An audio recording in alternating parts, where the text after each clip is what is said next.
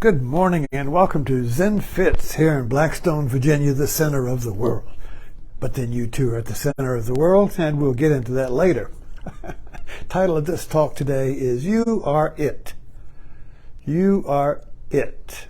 I've been writing about, I hope you follow me on my writing, because my talks and my writing kind of like bounce off each other. And so I've been writing about the tyranny of language, or our grammar, the laws of grammar.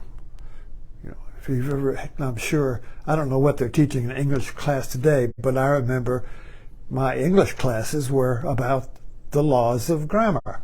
You got the diagram of sentence, you got the adjectives and adverbs, and you got your three persons, first person, second person, third person, and you got your clauses, and you got your sentence structure, compound and complex sentence, and all these laws of language and grammar. And there's always a difference between a person who focuses on the laws and one who focuses on the creativity. So you get this contradiction.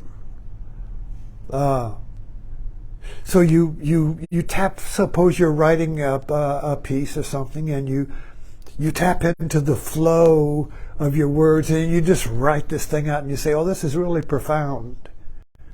I'm so happy with my insight here. And you give it to the teacher, and the teacher just marks it up with red. The teacher's focusing on the law, the errors, you know. And the student says, well, wait a minute, well, what about the content? What about the vision here? What about the vision? You know, and so there's really this contrast between the vision and the law, the creativity and the rules. And people focus, you know, depending on your nature, you focus on one or the other. One person wants to be, just let me write. Don't mark it up with red pencils, you know, just let me flow, you see. And then the other viewpoint, well, you have to flow in the rules. You have to have rules. You have to have laws. So there's a definite real conflict here between the law and the creativity that wants to go beyond the law. So the law seeks to contain it, and yet that which is contained wants to go beyond the law, to break the boundaries, to transcend the fences, to be free. But then there's the law. So these two go together. And it's always a conflict.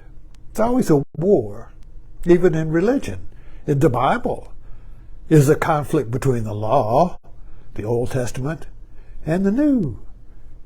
The creative urge, you see, to be beyond the law. So we say, whoa, we love Jesus because he's even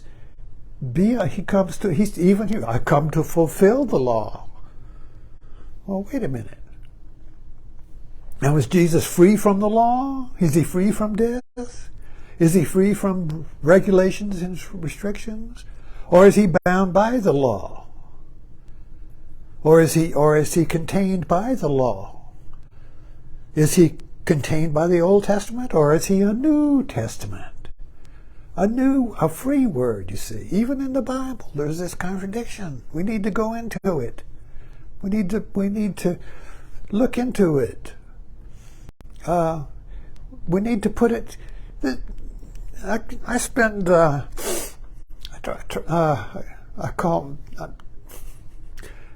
use the word Zen metaphorically in my writing and my talks, because that's the only tradition I know of that really addresses this fundamental contradiction in our consciousness, in the way we know. In the way we know. I've always been interested in how I know. How do we know? And what we know, we can argue about, we can accumulate, I can store all kinds of knowledge and stuff, and I could say I know a lot, you know, but how do I know? That's the question. That's the question. So when we start to inquire into how I know, that's when it gets into, for me, gets into understanding our language. Now let's go back to my talk the other day about the first person and the third person. In the third person knowing, everything's in it. This is the sky people or earth people and Avatar. Everything's in it. And in the Navi of Avatar, it's first person. Everything is thou. I am everything. Everything is me. I am the world is me. There's no gap in the Navi way, but there is a gap in the earth people's way between I and it. Martin Buber mapped this out in his philosophy. But our consciousness in the modern world is dominantly I-it knowing. Everything is an it. That's how we can fix things. If you can't fix what you are, you can't fix what you are. You can only fix an it. So you have to be outside. If you're going to fix something, remove it, replace it, make it better, you have to be outside of it. That's why if you are, Zen in the art of motorcycle maintenance. Did you ever read that? Well, this was about two ways of knowing. One way of knowing was that of the mechanic who loves fixing the motorcycle, and the other way of knowing was that of the joy of riding the motorcycle.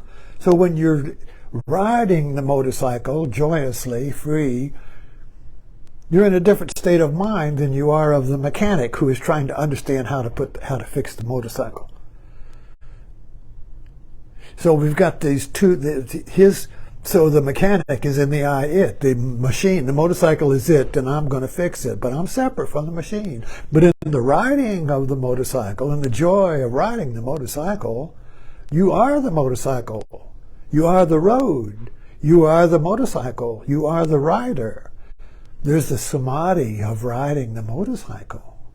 The samadhi of riding the motorcycle. So the samadhi is unity consciousness in Zen. There's no separation. And there's low levels and high levels of samadhi. But the point is, there's no gap between I and it. I am it. It is I. I am the world is I. I am the world is me. Boom. No gap, no suffering, no wound, no future, no past, you see. I am. So this is kind of like I am it. So we can use a mirror. We can use, I just thought I didn't have my mic on, but I do. Panic.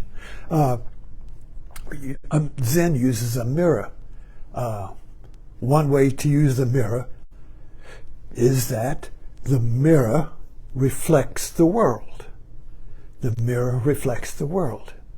So to the mirror, everything is a reflection in it, and everything's in it. But there is no gap between the reflection and the mirror are different, yet they cannot be separated. They're different, but they can't be separated. This is not logical. This is ambiguous. How can it be separate and one at the same time? Logically, in our I-it thinking, it's got to be one or the other. Which is it? Either this it or that it, you see. Choose which one. But it can't be that and this can't be the same, has to be different, you see. So it thinking separates everything into choices of its. And you choose the best way or the best it, you see. It starts out at the ice cream store when we're little. You look at all the choices. Which one do you want? Oh, well, which it do you want? Well, I want it. I want it, you see. But And so that kind of like begins our life, we're just choosing its, but we never are the. But when we eat the ice cream, after we've chosen it, flavor, whatever the flavor is, when we actually eat it, you are the taste.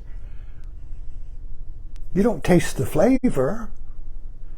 You don't taste it. In the taste, you are the ice cream. You are it in the taste. So the taste is first person. Choosing the ice cream is third person. Which it do you want? Which one do you want? Oh, I'll take that one, you see. But our language, our culture, locks us into the I-it frame of knowing. We can't get out of it. I have a feeling. It becomes an it. And I don't like the feeling. I want to change the feeling. I got depressed because I've got this feeling. I've got this it, you see. I've got this it, so that I believe that I'm not really the feeling because I can change the feeling. So I want a better feeling. I want to have a feeling of calm and peace. So I studied Zen and I practice yoga and all that to get a better feeling, to get a better experience. So we believe, without question, in our third-person culture, that I can change the its and have a better it, you see. I can fix the it. I can remove the it. I can change it.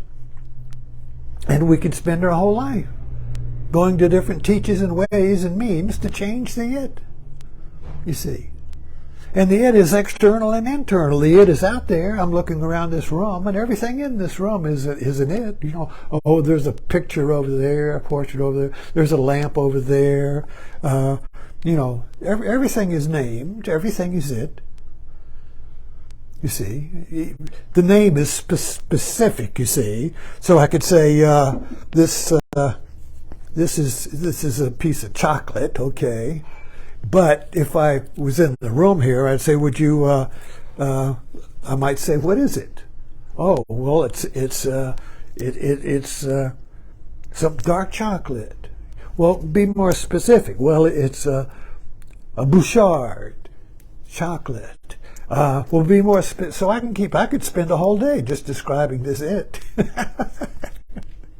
But still, I'm separate from that it. Unless I open it up and I eat it and I taste it and now I am the taste, but I'm not separate. I may continue think, oh, well, this is a little too bitter. Oh, this is too sweet. I'm still in the it mind. Oh, this could be better. Oh, this is not the right brand. Or this is not as good as the chocolate I ate at that store, you see. And I could go on and on complaining or comparing about the taste of that it, you see. But I never really taste the chocolate then. It's always it. And its are very dry. Its are very tasteless. Its are abstractions. But if I really taste the chocolate, without comparing it, without describing it, you see, then I am the taste. I am the taste. So this is what people call Zen one taste. That's the point. Zen is one taste, or first person. In first person, there is no separation between me and it. No matter where I go, in first person, no matter where I go, I am. Where can I go that I am not? Everywhere I go, it's one taste. Everywhere I go, it's one experience. But in the it mind, there are more infinite experiences. You can always have a better experience. But when you're actually tasting the chocolate, you can't have a better taste unless you separate yourself from it and say, oh, it could be better than this, you see. So just looking at language and the way we know really kind of like cracks open the egg to our our dissatisfaction with life, which is, it could be better. The mind that says it could be better or it shouldn't be this, you see, is third-person thinking, which is okay for fixing a machine, and it's okay if you're a cook and you want to cook a better meal and you taste it, well, it needs a little more salt, you see. There's third person. But for the person who eats the meal, if they eat it without the comparing mind, they eat the meal and it is just one taste. It's not better or worse. It just is what it is, and it's perfect. One taste is perfect. It can't be different than it is, you see. Life is perfect. If you're in the first person, it cannot be better than it is. This is it. One taste, you see. But if we shift to third person thinking, oh, it could be better. Or we say, oh, this is okay. This is good. Now, what was the recipe? What was it, you see? So this is like gravity, this I-it thinking is in our culture, because this is an I-it culture. We're very good at making machines. It's an I-it culture. It just happens automatically. We're just conditioned to think I-it, you see. It's like algae in a pond. Everything's covered with algae, with its. And they keep multiplying now. Go to Google, billions and billions and billions of its. And every it multiplies. Every it multiplies, you see. We're just drowning in its. What is it? And this is where Zen comes in and asks the question, well, what is it? What is it? That's the question. What is it? Who am I? Who am I? What am I? Am I in it? Or am I one taste? Thanks for dropping in. Mind your grammar. Mind your grammar.